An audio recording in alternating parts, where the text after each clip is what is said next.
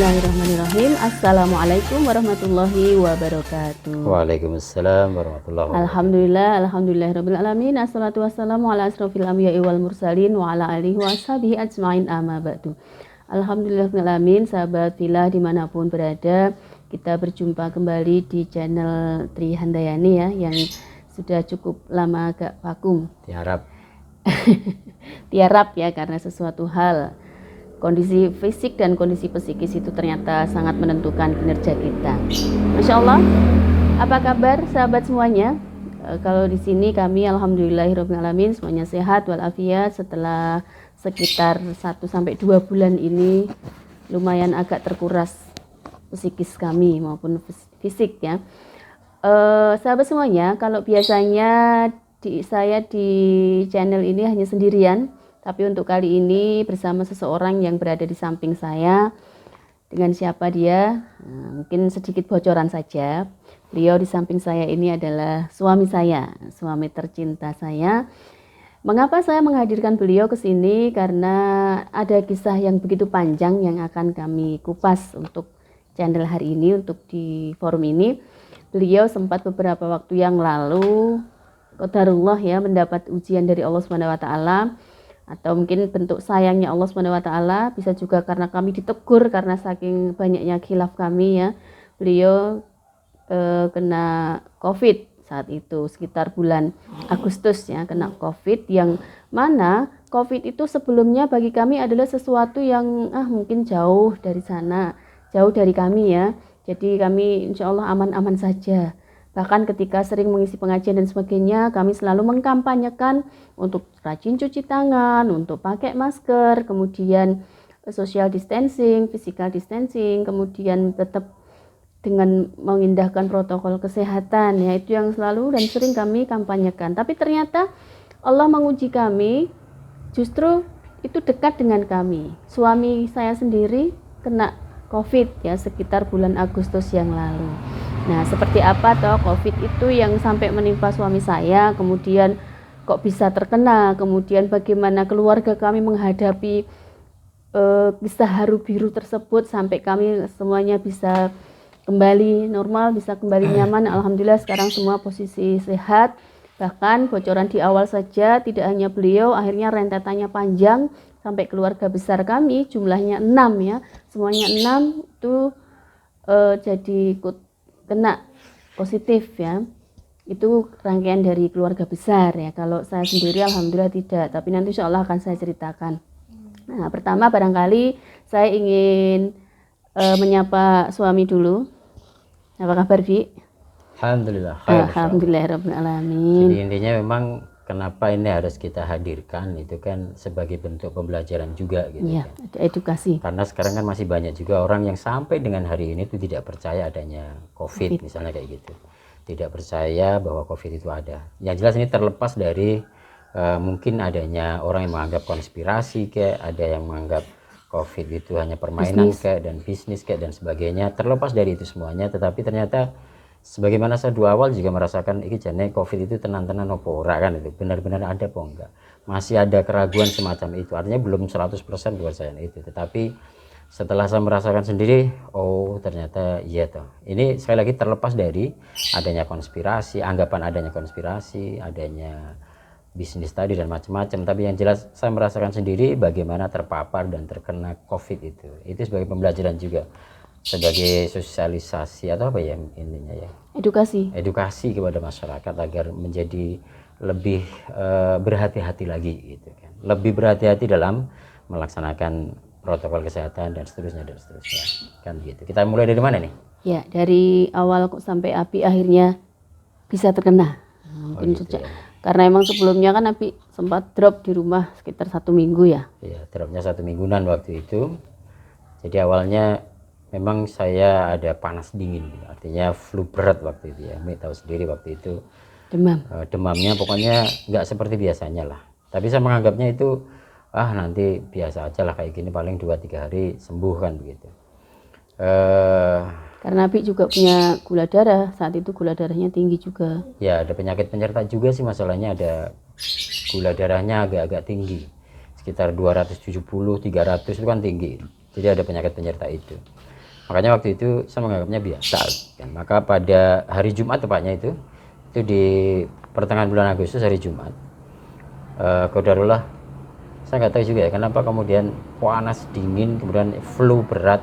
Tapi yang jelas panasnya itu nggak sampai ngecek panas sih, tapi rasanya itu luar biasa panasnya. Jadi itu yang saya rasakan, panas dingin flu berat. Yang waktu itu saya paksakan juga hari Jumat itu datang ke kantor karena ada janji sudah ketemu sama klien gitu, ketemu sama orang gitu kan, hingga akhirnya kemudian saya berangkat dan sampai sana pun saya nggak kuat, dan kemudian pulang. Ketika sampai di rumah itu udah jam setengah 5-an lah, setengah 5 sore, yang akhirnya kemudian jam setengah 5 sore itu udah selesai istirahat. Tapi kemudian ada telepon dari adik saya. Waktu itu saya ada jadwal ngisi kajian di sebuah masjid dekat di tempat adik saya. Saya bilang aku serak kuat gitu kan, oke lah ngisi, tetapi tolong jemputan gitu kan. Akhirnya saya dijemput, datang ke masjid itu sama adik saya katakan namanya Himawan gitu ya. Dan kemudian saya ngisi kajian di situ pada maghrib, kemudian pada isya selesai, kemudian saya ambruk waktu itu. Artinya ambruk itu saya udah nggak kuat, panas dingin dan sebagainya, bahkan dinginnya itu sampai menggigil gitu kan. Saya dibawa ke tempat ibu saya. Di sana ayah saya yang kemudian nyelimutin, ya belai ngelus-elus, itu ayah saya. Kenapa saya harus ceritakan ayah saya seperti itu? Karena ada rentetannya. Habis itu sudah terasa agak enak, malam saya minta diantar sama adik itu kan, adik Ragil, adiknya si Himawan tadi. Saya diantar sampai rumah. Nah baru kemudian istri tak minta belikan obat carikan obat lah pokoknya kayak gitu, paracetamol macam-macam, sudah diminum, agak baikan sampai hari Ahad, sudah baikan ya belum sempurna sih, agak baikan. Nah Ahad malam itu juga saya punya agenda untuk ngisi 2 tempat gitu, ada kajian di 2 tempat. Saya paksakan waktu itu ba'da isya ngisi di Kali Jambe Sragen ujung timur sana, kemudian yang jam 9 malamnya setelah dari sana baru di Kali Jambe ujung barat. Habis ngisi itu kemudian wah tambah ambruk meneh itu kan, rasanya gak enak meneh, rasanya nggak enak banget. Akhirnya paginya atau apanya itu kita pokoknya dalam kondisi yang udah gak enak, dibawa ke dokter sama istri itu. Diantar saya dulu sama istri siapa ya ke dokter, obat, tetapi ternyata juga nggak ada perubahan. Sampai akhirnya pada hari Jumat berikutnya itu kemudian saya dipaksa sama istri untuk ke lab pagi, Jumat pagi ke lab. Kemudian hasil labnya keluar, ternyata ya sehat-sehat saja. Baru kemudian sorenya kita ke salah satu klinik di wilayah Gudang Rejo Karanganyar sana bersama bersama Dr. Arif Nuruddin ya sana itu ya. Yang kemudian saya dicurigai sama beliau itu ada tipes itu kan, mau dirawat di sana, tapi saya nggak mau, pokoknya dirawat di sini. Akhirnya saya mengiyakan saja. Akhirnya kemudian sebelum dirawat harus direpit. Ternyata hasil rapidnya adalah waktu itu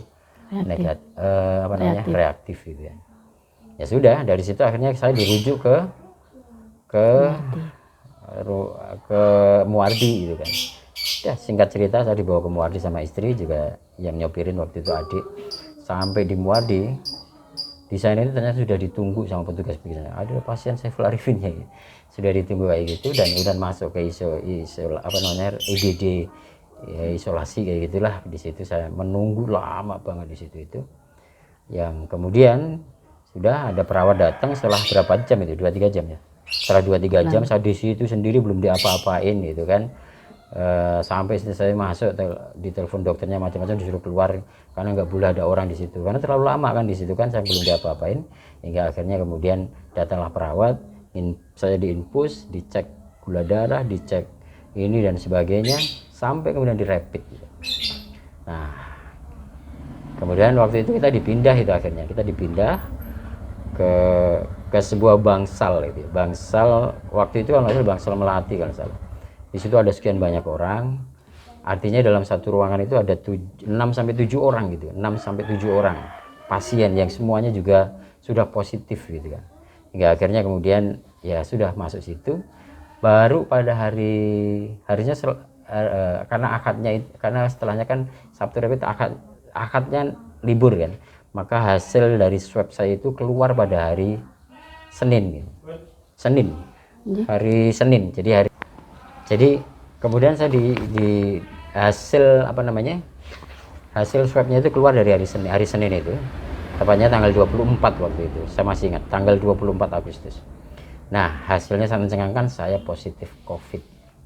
Jadi kayak gitu. Nah nanti saya keluar dari isolasi itu menuju ke ruang itu kan, protokolnya saya dibawa melewat ambulan itu kan. Istri saya padahal sudah menunggu di luar, nggak bisa ketemu lagi itu. Kelihatan cuma ketemunya itu saya masuk ambulan, dia ada di luar, dan itulah cerita kayak di sinetron itu terjadi gitu kan. Habis itu sudah saya nggak ketemu lagi dengan keluarga selama 8 hari. Saya saya dirawat di situ. Lanjut aja ya, ini diceritakan lah. Nah jadi seperti itu, kemudian masuk ke ruang isolasi, istri dan adik saya itu pulang, saya di situ sendiri, tidak boleh ditemani, tidak ada seorang pun yang boleh menjaga gitu, karena di dalam itu sudah banyak juga orang yang COVID.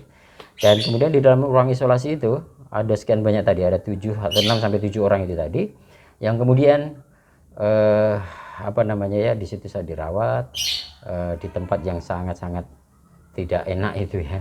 Saya mengatakan nggak enak lah di ruangan kayak gitu itu bersama-sama sekian banyak orang, ada privasi saya nggak terjaga dan macam-macam lah pokoknya. Jadi kayak gitu, dan disitulah saya memulai isolasi itu. Sekian hari, 1 hari, 2 hari, 3 hari. Kalau nggak salah saya diisolasi Bangsal Melati, kalau nggak salah itu sekitar 2-3 hari kalau nggak salah. Jadi di situ luar biasa. Lihat kanan, lihat kiri, semuanya pasien tergeletak, dan mereka punya penyakit penyerta semuanya. Sebagaimana saya punya penyakit penyertanya adalah diabetes tadi. Jadi kayak gitu. Maka kemudian ya seperti pasien-pasien lain, saya juga di situ sampai batuk, sesek, nafas itu sempat juga di situ. Sempat di situ saya batuk dan sebagainya. Dan horor juga di situ. Saya mengatakan horor kenapa? Setiap malam itu saya pasti melihat ada orang meninggal di samping saya. Samping kanan saya meninggal, samping kiri juga meninggal. Begitulah keadaannya. Saya yakin kalau orang yang kemudian takut dari sisi itu, malah justru akan semakin drop lah, karena melihat samping kanan, samping kiri ada orang meninggal. Keluar saja ada yang ngurusin jenazah di situ. Aduh, saya berpikir ketok iki sesuk aku deh, ketok giliran aku deh. Jadi luar biasa, karena memang ruangan kemudian tempat untuk toilet itu ada di luar ruangan masalahnya, sehingga kemudian saya harus keluar kalau ke toilet. Nah pas keluar itu malam hari ada pengurusan jenazah di situ, saya melihat itu biasa.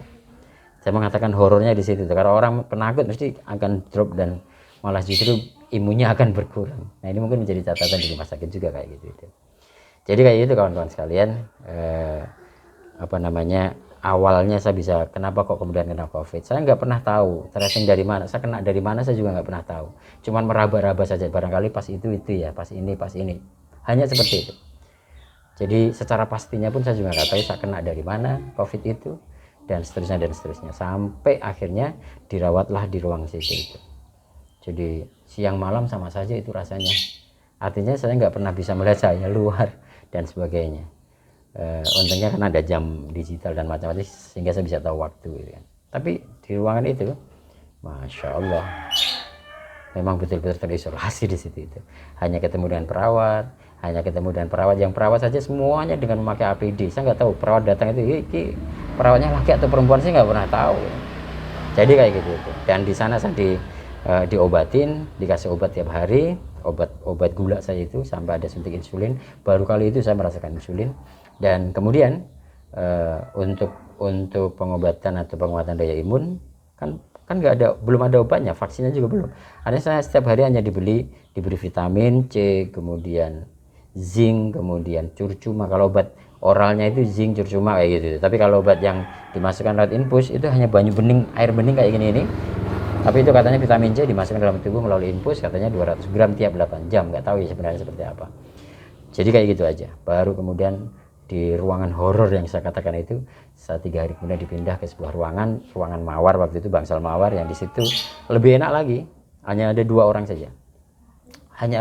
saja, dan alhamdulillah ada swab pertama saya sudah positif, kemudian lakukan lagi besoknya, ketika tahun positif besoknya lagi di swab lagi, hasilnya masih positif, kemudian di swab lagi hasilnya masih positif, baru pada hari terakhir, bukan terakhir ya, itu hari ke berapa ya? terakhir hari 8 itu pulang, ini hari ke-7 kalau nggak salah, di swab, kemudian hari 8 diketahuilah bahwa sudah negatif. Jadi negatifnya itu setelah melakukan swab 4 kali, yang keempat itu baru negatif. Yang ketiga sampai ketiga itu positif gitu kan. Akhirnya diperbolehkan pulang lah di situ itu. Kalau tadi misalnya ditanya misalnya itu ininya apa kok bisa kemudian negatif, saya juga nggak tahu juga, atau mungkin karena sudah banyak vitamin, zinc, rumah dan macam-macam itu tadi penguat daya imun. Tetapi yang jelas sebelum swab terakhir itu ternyata dokter kan telepon saya itu Pak, Dokter Arifin, spesialis dalam. Subhanallah, beliau itu saya anggap Kang Mas saya sendiri, Dokter Arifin, spesialis tadi itu. Dia itu satgas gugus COVID ya, gugus penanganan COVID lah pokoknya, di bahkan kepala ICU COVID kalau nggak salah, di Dokter Muwardi, di Rumah Sakit Muwardi ini. Nah jadi kayak gitu, kemudian saya ditelepon, ditanya ketika besok mau swab itu, kamu punya minyak kayu putih apa enggak gitu kan. Saya bilang nggak punya apa lagi di sana, nggak punya apa-apa di sini. Ya akhirnya kemudian sebentar ada kresek dari perawat yang ber-APD itu memberikan ini untuk Saiful Arifin, untuk dari Dokter Arifin ini. Nah akhirnya tak lihat di situ ada minyak kayu putih, di situ ada makanan kecil, snack dan macam-macam. Malah justru dikirim sama beliau itu ya. Dipakainya minyak kayu putih untuk apa namanya? Ditetes-tetesan atau diusap-usapkan di maskernya itu atau di hidung kayak gini. Semalaman suruh pakai kayak itu. Kemudian paginya, walaupun secara klinis juga saya tanyakan, apa ini secara klinis sama dok kayak gitu. Secara klinis belum ada, tapi yang jelas secara fakta insya Allah sudah banyak yang membuktikan, katanya begitu. Akhirnya saya juga ya udah tak isolasi, pagi swab, ternyata kemudian besok keluar hasilnya ternyata negatif, dan akhirnya saya boleh pulang.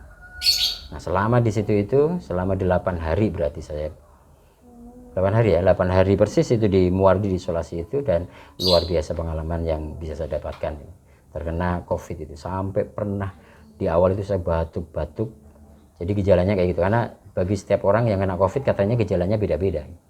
Ada yang panas, dingin, kemudian pencium, pembau tidak ada, atau hilang pencium dan pembaunya kayak gitu kan, sampai di sendi-sendinya itu sakit, diare berhari-hari, bahkan sampai semingguan itu diare itu ada yang seperti itu, dan setiap orang katanya beda-beda. Dan saya termasuk orang yang kemudian batuk gitu. Saya kena batuk, dan ketika batuk sampai nafas saya itu sesek gitu, karena baru ngambil itu aja sudah batuk, baru ngambil sudah batuk gitu. Dan saya sempat sampaikan posisi terenak pada waktu itu adalah ketika sujud gitu. Pada posisi sujud ternyata bisa lebih panjang nafas saya itu, bisa panjang itu. Saya nggak tahu juga kenapa bisa seperti itu. Saya WA sama Pak Arifin itu, kok bisa begini? Ya memang begitu. Pasien COVID itu diharapkan untuk sering-sering melakukan tidurnya itu secara tengkurap kan gitu kan. Oh gitu ya gitu kan. Oh ternyata mungkin nanti ada penelitian korelasinya apa gitu kan, kok dengan sujud COVID dengan sujud ini seperti apa. Ya luar biasa kayak gitu itu. Dan itu pengalaman saya. Kalau saya gejala yang paling parah itu adalah panas, flu berat, dan kemudian batuk yang sampai kemudian sesek nafas gitu, hingga akhirnya kan sampai di selang hidung saya ini sisa oksigen kayak gitu itu, yang kemudian bisa lama-lama kemudian menjadi enak dan seterusnya. Itu kronologisnya kayak gitu itu belum ini banyak sekali support dan dukungan, itu juga membantu banget itu, walaupun saya pernah dibohongi sama Umi itu. Saya itu di sana itu dibohongin loh sama Umi ini, dibohongin kondisi rumah kayak gini, padahal di rumah juga haru biru itu, perjuangannya bukan main, harus diisolasi, nggak boleh keluar rumah selama berapa hari itu. Itu seperti itu, nanti banyak juga cerita di situ itu. Nah kronologis COVID-nya kayak gitu Mi. Ya, Insya Allah ya, kalau mendengar itu lagi serasa kita berselancar lagi ke beberapa bulan yang lalu ya Bi, ya, yang Allah mengharu biru, yang itu sesuatu pengalaman yang saya rasa seumur hidup, pengalaman yang seakan terpuruk, paling dan jangan terpuruk sampai itu terulang lagi gitu. Saat itu ya, mudah-mudahan itu pengalaman terakhir ya, yang tidak mengenakan buat kita. Kalau tadi Abi menceritakan tentang kondisi di rumah sakit, yang mana ketika saat itu juga Umi sempat mengantar ke Muwardi bersama adik dalam satu mobil, dan disitulah saat Umi betul-betul menangis sejadi-jadinya pertama kali. Itu ketika menunggu Abi di luar ya, Abi di IGD ruang isolasi, sementara Umi nggak diperkenankan masuk. Pernah sekali masuk itu saja ketahuan karena saking lamanya kok nggak diapa-apakan. Begitu saya ditelepon dokter jaga, loh ini ibu di dekatnya suami tuh. Iya itu karena dengar batuk-batuknya itu. Karena dengar batuknya suami, akhirnya saya langsung diminta nggak boleh ibu, harus keluar. Lah ini kok lama sekali, saya tanyakan. Lah suami saya nggak diapa-apakan. Ternyata memang bukan nggak diapa-apakan, tapi para perawat yang mau masuk ke ruangnya suami itu memang sedang mempersiapkan APD, jadinya memang cukup butuh waktu yang lama. Akhirnya saya menunggu di luar hingga beberapa jam, itu tidak ada kepastian kok nggak segera diapakan. Akhirnya sekitar 3 jaman itu muncul ambulan. Nah, ambulan di situ berhenti. Saya cukup terkejut kok ada ambulan. Terus saya ditelepon dokter juga. Ini nanti suami ibu mau dibawa ke bangsal khusus isolasi COVID, tapi nanti mau dimasukkan ke ambulan, dibawa ambulan. Sempat saya tanyakan, loh kenapa kok di ambulan? Apa memang jaraknya jauh? Enggak, sebenarnya jaraknya dekat. Tapi memang ini bagian dari protokol yang harus kami jalankan. Bagian dari kami betul-betul juga menjaga dan kehati-hatian kami untuk supaya tidak tertular COVID itu. Padahal itu belum di swab, tapi memang indikasi mengarah ke sana itu sudah banyak dari hasil observasi yang ada sejak rekam medisnya itu, apa itu sudah dipelajari seperti itu. Akhirnya ya sudah, ketika suami keluar langsung dimasukkan ke mobil ambulans. Saya begitu berdiri, nggak bisa memeluk beliau, nggak bisa salim, hanya bisa melepasnya dari kejauhan. Begitu ambulans sudah berjalan, saya nangis sejadi-jadinya. Itu tangisan pertama saya dengan suami, ketika betul-betul nangisnya itu sampai sejadi-jadinya ya saat itu. Melepas suami yang sakit hanya dari jauh, tidak bisa salim dan sebagainya. Ini barangkali keluarga-keluarga lain yang ketika ditimpa musibah seperti itu pun merasakan hal yang sama dengan saya. Tidak bisa mengantar dengan baik, tidak bisa melepas dengan baik, tapi cukup melihatnya saja. Betul-betul saya jadi mengalami saat itu. Kemudian begitu sudah di bangsal isolasi, saya diminta pulang. Sampainya di rumah itu 1 malam praktis nggak bisa tidur sama sekali. Adanya cuma menangis, sholat, berdoa itu terus sampai pagi. Itu sambil WA-an itu sama dokter jaga, itu diminta ngirimkan fotokopi KK dan sebagainya, itu lewat WA terus, sama minta data-data informasi Habib selama ini bagaimana. Itu kami lakukan terus. Ngirim ke Muadi waktu itu? Iya, diminta mengirimkan. Saya sampai nggak tahu itu. Diminta data-data apa itu, difotokopi, diminta dikirimkan, difoto kemudian dikirim via WA. Terus sambil saya terus mengatakan, dok titip suami saya. Iya bu, ibu tenang saja, insya Allah kami akan memberikan pelayanan yang terbaik. Itu terus yang disampaikan. Hingga setelah itu sudah paginya kan mau di swab, saya terus ngabari juga keluarga besar ya, mau doa bahwasanya nanti Abi mau di swab. Semuanya langsung shock juga, keluarga besar shock, kaget, ya Allah kok sampai seperti itu. Selesai di swab, kami dalam penantian itu seakan ada titik puncak kecemasan, ya Allah ada apa, mudah-mudahan semuanya baik-baik saja gitu. Sambil terus dibantu dari dokter jaga yang sejak awal komunikasi itu dengan saya, terus komunikasi untuk menyampaikan, udah ibu tenang, insya Allah hasil swabnya negatif, insya Allah semuanya baik-baik saja. Itu kemudian hasil swabnya berikutnya itu kami masih dalam penantian. Tiba-tiba dikabari, kami dapat informasi bahwasanya hasil swabnya suami adalah positif. Wah, saat itu kayak kena petir gitu ya. Ya Rahman ya Rahim, seperti seakan ada petir menggelegar yang membuat kami langsung kaget, shock seketika. Ternyata qadarullah kayak suami saya ditimpa COVID. Nah, itu yang membuat kami jadi begitu cemas, tambah khawatir, tambah bingung gitu ya. Itu karena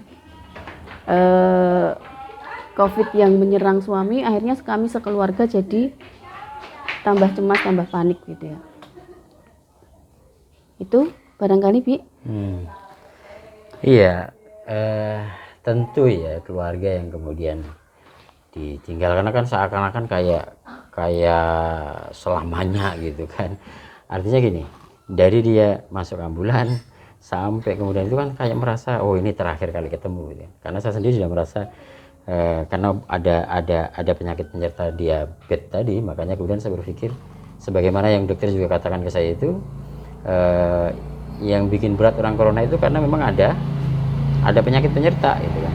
Sampai ada kawan dokter saya dari Jogja itu yang dulu satu kos di Jogja, dia dokteran UGM dia, itu pernah cerita setiap hari itu WA saya itu, setiap hari WhatsApp saya, piye kabare bro, piye kabare bro, ketika saya diisolasi di rumah sakit Muadi itu, piye kabare gitu. Ada satu hari katanya saya nggak balas WA dia gitu, dan kemudian ketika sembuh sudah ada di rumah, dia kemudian telepon saya, bro aku tuh dulu jane ketir-ketir karo kowe kuwi, lah kenapa gitu. Karena memang orang yang punya diabetes, orang yang punya penyakit penyerta diabetes atau gula darah tinggi itu, ketika dia kena corona katanya kebanyakan tidak bisa bertahan sampai 14 hari itu. Saya kaget waktu itu. Bahkan pas dirimu itu tak WA gitu kan, tak WA kok seharian nggak balas. Saya berpikirnya kamu wis masuk neng ICU COVID gitu kan. Tak kirain gue wis ra ono gitu kan. Dikira saya sudah nggak ada ya. Jadi begitu parahnya itu dokter yang bilang kayak gitu, itu bukan saya itu.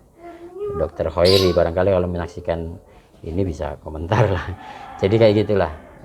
Sehingga saya berpikirnya wong di waktu malam pas di Bangsal Melati siap malam lihat orang mati, lihat orang meninggal dan sebagainya kayak itu, saya berpikiran kata sesuai aku ganti dah gitu kan. Saya berpikirkan kayak gitu. Jadi kayak iya meninggal itu kok gampang gitu.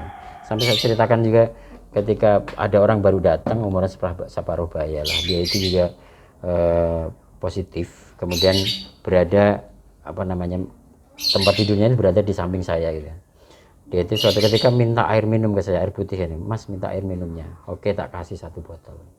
Setelah tak kasih itu beberapa menit kemudian dia kemudian tertidur dan ngorok sampai keras suaranya ngorok itu.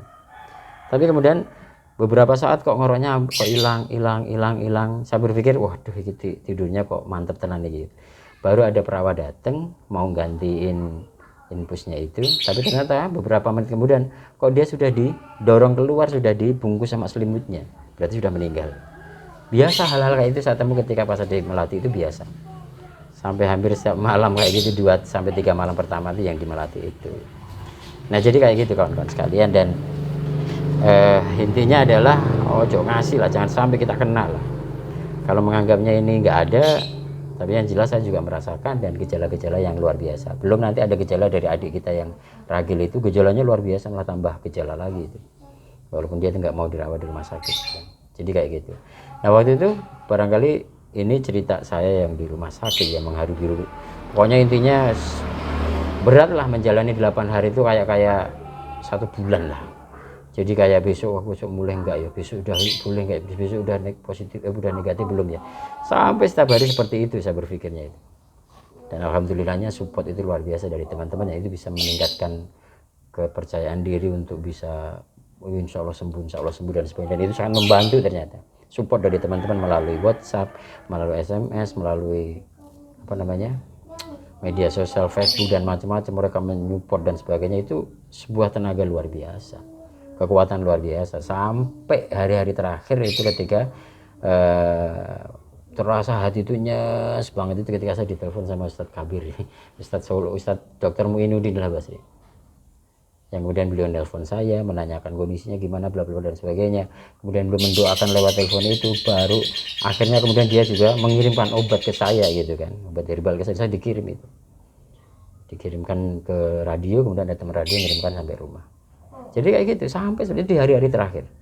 Ketika sudah ditelepon sama Ustadz Muin tadi, luar biasa rasa hati itu, maknya situ ada dukungan, support dan macam-macam yang kemudian menjadikan saya semangat untuk sehat dan sebagainya. Yang akhirnya hasil swab saya negatif tadi, baru diperbolehkan pulang. Sampai seperti itu. Itu swab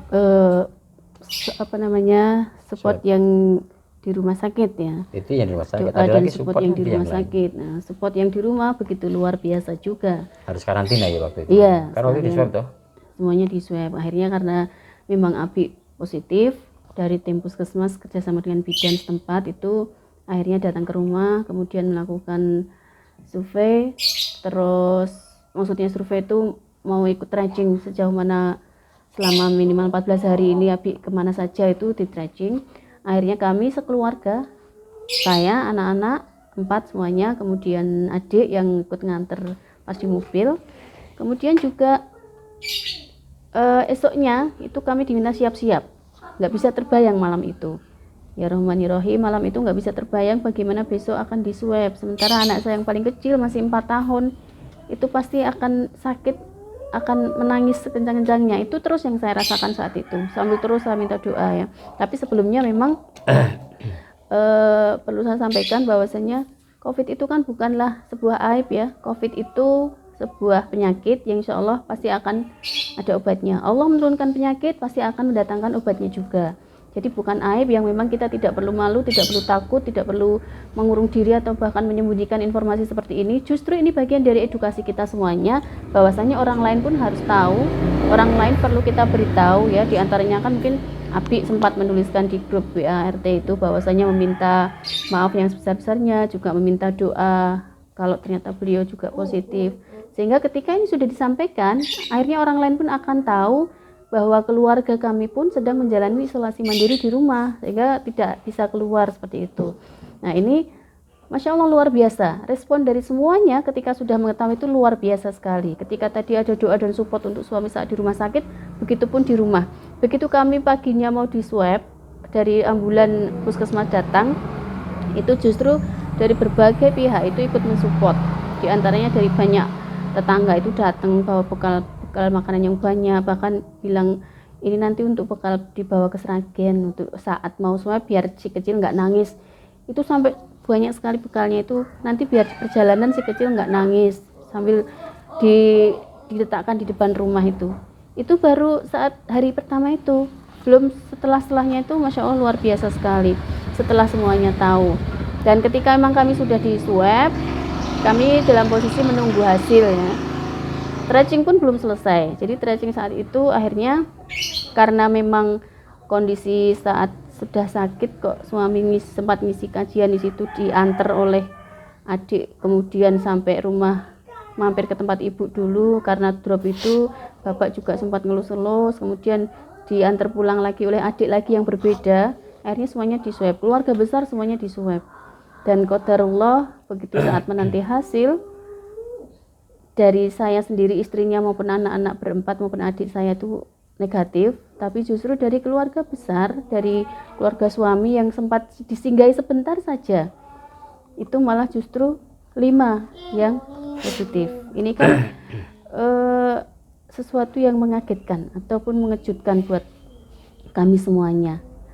Dan kalau boleh mengatakan, ini sebuah keajaiban juga buat kami ya, Bi. Jadi ketika seminggu selama Abi di rumah itu kan istri maupun anak-anak yang terus meladeni, kemudian ngelus-ngelus dan sebagainya, tapi hasilnya semuanya negatif. Tapi ketika di keluarga besar ya sekedar boncengkan saja, hanya sebentar saja, itu malah justru positif. Istrinya yang sangat jauh, maksudnya kontaknya nggak dekat juga positif. Ini kan kita juga tidak tahu, memang Allah memilih siapa-siapa itu juga kita tidak tahu. Qadarullah ya, Allah memberikan rasa sayangnya seperti ini untuk semuanya, baik yang kena maupun yang tidak. Ini bagian dari rasa sayang Allah untuk kita semua, bagaimana nanti keluarga untuk saling mensupport, saling mengingatkan, saling menguatkan. Karena setelah itu, ketika hasil swabnya yang negatif, siapa yang positif siapa itu, kami gantian untuk saling mendoakan dan saling mensupport. Dan ini adalah ada kesalahan besar dari kami ketika memang suami di rumah sakit, ketika tanya kabar bagaimana kondisi bapak, sehat-sehat saja toh, kami semua yang di rumah sempat membohongi beliau. Jadi saat ditanya bagaimana bapak, mesti ibu menjawab bapak sedang tidur, padahal apa? Padahal bapak dibawa ke rumah sakit juga karena memang sudah positif. Kemudian adik dibawa ke Sragen saat itu ya, ke Teknopark di Sragen juga isolasi positif. Yang 3 juga isolasi. Masya Allah. Jadi itulah bentuk kebohongan yang saya lakukan saat itu, demi apa? Demi supaya suami itu tidak cemas saat di sana. Tidak cemas, tidak mengkhawatirkan. Kami ketika ditanya pasti selalu menjawab semuanya baik-baik saja, semua di rumah sehat-sehat. Padahal yang di rumah semuanya mengkhawatirkan, semua dalam kondisi sedih yang luar biasa sedihnya. Bahkan ibu yang paling merasa terpuruk dan dalam kesedihan ya, karena suami ibu, anaknya ibu yang 3, kemudian menantunya, kemudian cucunya, itu sampai banyak yang positif seperti itu. Nah ini bentuk kedukaan kami saat itu ya, yang ada hanya saling mendoakan dan saling mensupport. Ini untuk keluarga besar. Kemudian dari yang luar bagaimana supportnya? Kalau mau cerita, supportnya banyak sekali. Karena memang suami sudah menyampaikan bahwasanya beliau minta doa dan minta maaf. Kemudian juga mohon izin keluarga kami juga karantina, itu justru mereka luar biasa responnya. Setiap hari ada saja yang mengantar bekal makanan dan sebagainya untuk kebutuhan kami sehari-hari. Bahkan teman-teman kami, sahabat-sahabat terbaik yang Allah datangkan untuk kami, itu mereka punya jadwal sendiri tanpa sepengetahuan saya. Jadi saya tidak tahu sama sekali kalau ternyata dibuat jadwal. Teman-teman halakoh itu. Iya, teman-teman halakoh itu membuat jadwal untuk mengirimkan bekal kepada keluarga kami. Dibuat jadwal ini. Jadi hari ini yang nganter siapa, besok yang nganter siapa, itu setiap hari ada saja. Bahkan WA, Japri, apa yang dibutuhkan itu terus ada. Ya Allah, saya betul-betul saat itu kita nggak mengharapkan itu sih sebenarnya, tetapi kan kita ya dilema juga kan, kita mau keluar nggak boleh. Karena memang saat itu betul-betul di karantina di rumah, nggak bisa kemana-mana. Kalaupun mau beli juga bagaimana? Toh kalau mau ngirim juga mau kasih uang kan juga tidak bisa ya, karena memang saya tahu persis untuk orang juga berhati-hati ketika menerima uang cash money ya, karena uang juga salah satu bentuk bisa menularkan itu tadi. Akhirnya juga mau nggak bisa kemana-mana. Kemudian ya itu tadi teman-teman halakoh, Masya Allah saling mereka bergantian dengan jadwal mengirimkan seperti itu. Ya mudah-mudahan Allah membalas dengan yang lebih baik untuk semuanya juga, yang tidak bisa disebutkan satu persatu. Nah ini bentuk, padahal bahan makanan itu tidak hanya ke keluarga yang di sini kan. Ya, jadi keluarga saya besar yang di beda desa itu juga diantar setiap hari bahan masakan itu. Semuanya di situ ada. Nah kemudian yang di rumah ini, karena memang betul-betul kami diminta untuk menjaga kesehatan, bahkan bidan desa kami itu responnya juga luar biasa. Bu Kety ya? Iya, Bu Kety, jazakillah ya Bu Kety. Jadi beliau itu setiap hari itu menanyakan bagaimana kondisi jenengan Bu, anak-anak bagaimana, sering juga datang bawa vitamin apa, itu terus menanyakan. Itu bentuk juga respon desa untuk ke kami ya. Akhirnya sampai harus dijaga loh ya, kalau ada apa-apa, keluhan apa-apa harus disampaikan, harus memberitahu kami ya. Itu terus kemudian sampai saya juga mau minta maaf juga sebenarnya sama anak-anak, karena ini bagian dari seakan tanda kutip saya memaksakan sesuatu kepada anak-anak. Memaksakan apa?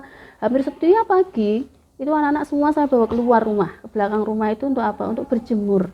Sampai anak-anak itu kayak protes, Umi aku itu udah capek, udah kepanasan ini loh, badanku sampai gosong loh, Umi suruh berjemur. Nggak apa-apa, ini bagian dari ikhtiar kesehatan itu kita supaya semuanya ya, sehat. Iya, ini pokoknya diminta seperti itu. Selain itu, herbal apapun saya minta anak-anak konsumsi terus. Ini diminum sampai anak-anak itu ada yang, aku itu udah mau muntah loh, minum itu setiap hari. Tidak apa-apa, ini pokoknya harus diminum terus demi kesehatan kita semuanya. Jadi di awal tuh saya seakan kayak mau memaksa mereka. Ada yang protes juga, tapi insya Allah mereka sudah akhirnya memahami, oh iya ini semuanya untuk kesehatan, supaya kita semua sehat, tidak berlarut dalam kesedihan. Abi yang di rumah sakit juga kondisinya semakin baik dan semakin baik. Itu kemudian untuk komunikasi ya, untuk komunikasi interaksi dengan suami ya, kita dengan HP dan sebagainya, setiap mengabarkan ya bisanya video call atau apa. Dan ketika tahu kondisinya semakin baik, alhamdulillah. Tapi sempat 2 hari itu ketika suami mengatakan beliau dipasang selang oksigen ya, dipasang selang oksigen itu sempat ikut down juga ya Allah. Padahal kalau sudah positif COVID kok sampai dipasang selang oksigen, itu katanya sudah dalam kondisi kritis. Itu yang terus kami berdoa sehari-hari itu, sampai bidan itu terus menanyakan, ini masih dipasang selang nggak, masih di oksigen nggak, masih itu Bu, kok masih juga. Jadi sampai 2 hari itu ternyata nggak hanya kami, bidan pun juga ikut panik, ikut cemas, ya Allah kok masih dipasang juga, karena memang ternyata ketika seperti itu sudah betul-betul katanya sudah kritis. Tapi alhamdulillah itu sudah terlewati. Ketika hari berikutnya kok telepon sudah membaik. Nah ini bagian dari rumah. Dan saat itu ketika memang semuanya dalam posisi isolasi, sekali lagi dari keluarga besar ya bisanya hanya saling menguatkan, saling mendoakan. Kemudian kalau support dari tetangga-tetangga dan sebagainya, mengirimkan makanan dan sebagainya, itu ya ditaruh di depan pintu. Sudah nanti habis itu WA, Mbak ini saya ngirim ini, Masya Allah. Saya nggak mengharapkan apapun, tapi ya ini bagian dari bentuk ukhuwah lah. Iya, bentuk ukhuwah, kemudian keberkahan juga sama Allah mengirimkan orang-orang terbaik untuk kami semuanya. Karena ada juga cerita masalahnya di keluarga lain, ada orang lain yang kena COVID, ternyata dia malah di apa namanya masyarakat justru malah mengucilkan dia, nggak mau ke tempat dia, nggak ada yang mensupport dan sebagainya. Itu kan kasihan banget ya, sudah jatuh dan masyarakat malah justru ini menjauhi gitu kan, nggak ada teman yang membantu untuk bahan makanan dan sebagainya. Padahal kalau dia keluar orang menjauh dari dia itu. Ada yang kawan-kawan seperti, ada orang yang kena COVID ternyata malah seperti itu. Mungkin hanya bantuan dari departemen sosial itu, tapi dari masyarakatnya tidak mensupport sama sekali, itu kan ada kayak gitu. Jadi ini gimana ya, luar biasa pokoknya. Jangan sampailah mengalami itu gitu. Iya, jadi kalau boleh dikatakan mungkin saat di rumah sakit Abi itu seminggu melawan corona ya. Ya kita berjuang. Iya, sepekan menjadi pejuang COVID ya, praktis yang masa-masa kritisnya itu kan ya saat di rumah sakit itu selama 8 hari itu betul-betul menjadi pejuang COVID. Dan ternyata luar biasa kok. Selepas itu kan beberapa waktu yang lalu saya juga nganter ibu ke rumah sakit kan, ketemu sama dokter Arifin juga yang merawat saya itu. Dan ternyata kan dia ini menyampaikan sesuatu. Ini loh hasil apa namanya, hasil rongsen paru-paru dan sebagainya.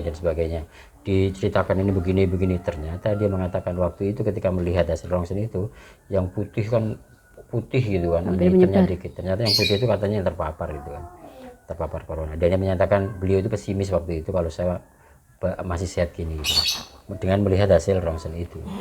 Dan sampai bilang ke ibu saya, Bu, habis ini syukuran Mbak Ibu, ini nyawa balen kata gitu kan. Saya tenang tuh habis kan. Ternyata kok separah itu. Saya merasakannya juga nggak gitu-gitu amat ya. Artinya ya wes lah, jalani aja apa adanya. Kalau misalnya Tuhan Allah mengambil ya sudah, diikhlasin aja. Saya sudah seperti itu kok, tak bikin santai, tak bikin enak gitu. Apalagi motivasi teman-teman begitu luar biasa kan, bikin enak juga, nggak usah bikin down gitu kan intinya. Jadi kayak gitu. Ya itu ya, akhirnya 8 hari sudah berlalu, tapi yang lain, keluarga yang lain yang masih positif juga, karena itu kayak bertahap, dan ternyata tingkat kesembuhan atau negatifnya kan ada yang sekali swab sudah negatif, ada yang di swab sampai yang terakhir ini sampai 4 kali swab baru negatif. Itu ya, kan iya, itu beda-beda, padahal ada yang OTG juga. Nah, yang OTG ini lebih ngeri juga karena punya putra masih kecil, itu sampai dulu jadi kayak tarik ulur antara isolasi itu di rumah apa isolasi di Teknopark itu, padahal masih kecil 6 tahun. Bagaimana nanti kalau isolasinya di luar ya, akhirnya ya semuanya udah ada jalan keluar masing-masing. Alhamdulillah semuanya sekarang sudah selesai, dan ketika sudah kembali ke rumah semuanya sudah tetap menjalani isolasi mandiri ya. Jadi ketika swab sudah negatif sekalipun, saat pulang ke rumah juga kami masih harus terus menjalani isolasi mandiri di rumah selama minimal 10 hari. Jadi alhamdulillah suami sudah menjalani isolasi, keluarga besar juga sudah menjalani isolasi, semuanya sudah selesai dan bisa beraktivitas kembali. Sekarang saya sudah memulai aktivitas, tapi kalau istri kan baru hari Selasa ya beraktivitas nanti ya? Ya. Oke. Itu ya, itu kisah mengharu birunya kita. Tapi intinya gini, 1-2 bulan yang lalu. Sebenarnya kita ingin menyampaikan kepada kawan-kawan itu bahwa COVID itu ternyata benar-benar ada. Entah itu ada yang bikin, entah itu. Pokoknya Allah menciptakan COVID itu benar-benar ada. Saya menyampaikan itu. Saya lagi terlepas dari adanya konspirasi, kayak adanya bisnis kayak dan macam-macam. Tapi saya merasakan sendiri COVID itu dengan gejala itu. Lain lagi kalau OTG gitu, orang tanpa gejala. Mungkin kalau OTG, orang kena OTG, bagi dia mungkin itu aman-aman saja. Tetapi dia kan carrier, bisa menularkan ke orang. Maka perlu berhati-hati juga. Makanya adik saya yang himbauan itu kan OTG harus diisolasi ke Teknopark. Itu dalam rangka untuk agar dia tidak menularkan kepada yang lainnya. Dan ini unik pernah. Kalau istri tadi menyampaikan apa namanya, ini dipilih Allah. Orang-orang yang kena kayak gitu itu pilihan Allah. Artinya dipilih untuk kena sakit gitulah, bukan berarti dia baik, enggak, tapi dipilih untuk sakit. Jadi uniknya gini, penularannya unik itu gini. Kalau misalnya saya ketemu istri, salaman dengan istri, dia yang ngelus-ngelus saya, suami istri tahu sendiri kan suami istri seperti apa. Kontaknya tidak hanya kontak erat, tapi erat banget, nggak hanya banget, tapi kontak bingit gitu. Tapi ternyata seluruh keluarga, anak, istri, ternyata ketika di swab semuanya negatif. Adik saya yang himbauan hanya jemput saya untuk ngisi pengajian itu, ternyata positif hasil swab. Kemudian Ayah saya yang kemudian nyelimutin saya ngelos-ngelos, yang ada di rumah ibu tuh pas habis ngisi pengajian ternyata positif hasil swabnya. Kemudian si Wahyu, adik yang ragil itu, yang nganter dari tempat ibu sampai ke rumah itu juga ternyata positif. Nah, kan unik gitu kan. Ini cuma ketemunya pas nganter sama jemput sama di sana nyelimutin ngeles-ngeles. Kalau istri setiap hari saat ketika seminggu sakit sebelum masuk rumah sakit itu kan dia yang ngurusin. Anak saya yang paling kecil aja yang apa namanya ini ngompres saya setiap hari, ini tak kompres gitu kan, tak iyakan aja. Ternyata alhamdulillah mereka negatif. Jadi unik gitu loh. Makanya ini saya ingin menyampaikan, kalau banyak orang terlalu fobi terhadap corona, wedi banget gitu sampai menjauhi banget, berlebihan gitu. Saya kira sangat berlebihan. Karena seperti yang dikatakan dalam tulisan yang belum dikeluarkan, aib gimana? COVID itu bukan aib, tapi memang penyakit, ada virus di situ dan itu harus dimatiin. Jadi kayak gitulah. Makanya berat kalau misalnya orang dengan COVID kemudian diisolasi malah kita menjauhinya, kemudian dia menjalani hidupnya selama isolasi tanpa ada campur tangan kita, itu ternyata sangat berat. Lalu kita waktu itu orang nggak bisa menerima uang kita beli apa dengan transfer dan macam-macam, ya itu kan. Bagaimana dengan orang lain ketika kita harus mengisolasi mereka dan macam-macam. Jadi COVID itu bukan aib, tetapi dia penyakit, maka jangan terlalu fobi terhadapnya. Berhati-hati ya, tapi ketakutan yang berlebihan nampaknya kok nggak harus begitu deh. Kalau Umi menambahkan, untuk yang memang sedang terkena COVID, tetaplah untuk bersemangat ya. Kalau dalam sebuah hadisnya disebutkan, la yukallifullahu nafsan illa wus'aha. Allah tidak akan membebani seseorang melainkan sesuai dengan kemampuannya. Berarti memang kalian semua adalah orang-orang terpilih untuk diuji seperti ini. Tetap semangat, tetap bersabar ya. Tidak ada cemas, panik bisa, tapi jangan sampai berlebihan. Pun demikian, yang merasa aman dirinya, barangkali dia aman untuk dirinya sendiri tapi tidak aman untuk orang lain, maka tetap jaga protokol kesehatan dengan baik. Jangan meremehkan, karena memang COVID itu betul-betul virus yang didatangkan Allah, yang diciptakan Allah SWT, maka sangat perlu, sangat wajib untuk kita menjaganya. Untuk kita betul-betul menjaga dengan baik, tetap jaga jarak, tetap memakai masker, karena ternyata banyak yang di luaran juga sudah kembali biasa lagi, tidak pakai masker dan sebagainya. Kemudian rajin cuci tangan, meskipun ini sebenarnya jauh sebelum adanya seperti ini kan Rasulullah juga menganjurkan setiap saat kita diminta untuk berwudu, cuci tangan. Ini kan sebenarnya ajaran Islam juga ya, kalau kita sudah mau mengindahkan. Itu saja. Ini juga mudah-mudahan bagian dari edukasi bahwasanya ketika sudah terkena, subhanallah dampaknya luar biasa buat siapapun ya. Terlebih bagi yang memang tadi ada yang dikucilkan dan sebagainya, itu mudah-mudahan sudah tidak ada lagi. Itu saja. Barangkali nanti setelah episode ini mungkin bisa wawancari adik yang paling ragil yang punya gejala paling berat gitu kan. Yang sampai swabnya 4 kali juga. Baru kemarin keluar hasil negatif, baru Senin ya. Baru apa? Pokoknya baru pekan inilah keluar bahwa hasilnya itu, baru bisa bebas itu tadi. Oke, saya kira itu saja, nanti bisa dilanjut di lain episode. Ya, nanti kalau mau kirim komentar atau mau minta penjelasan dan sebagainya bisa dituliskan di komentarnya ya. Pengen pesan kuaya juga bisa. Jangan lupa nanti setelah menonton video ini klik like, share. Jangan lupa klik like, subscribe dan juga subscribe-nya. Komentar itu saja, lah. Ya. Kami berharap nanti ada komentar yang mungkin menambahkan penjelasan atau mungkin juga sama-sama pejuang COVID, sama-sama keluarga yang diberi amanah dengan ujian terkena COVID. Itu saja dari kami, mudah-mudahan banyak hikmahnya. Insya Allah kami siap untuk ikut membantu mengedukasi tentang COVID ini, karena memang kami sudah mendapatkan ujian seperti itu. Itu saja. Billahi taufiq wal hidayah wa ridha wal inayah wa ila liqa'i fi amanillah. Wassalamualaikum warahmatullahi wabarakatuh.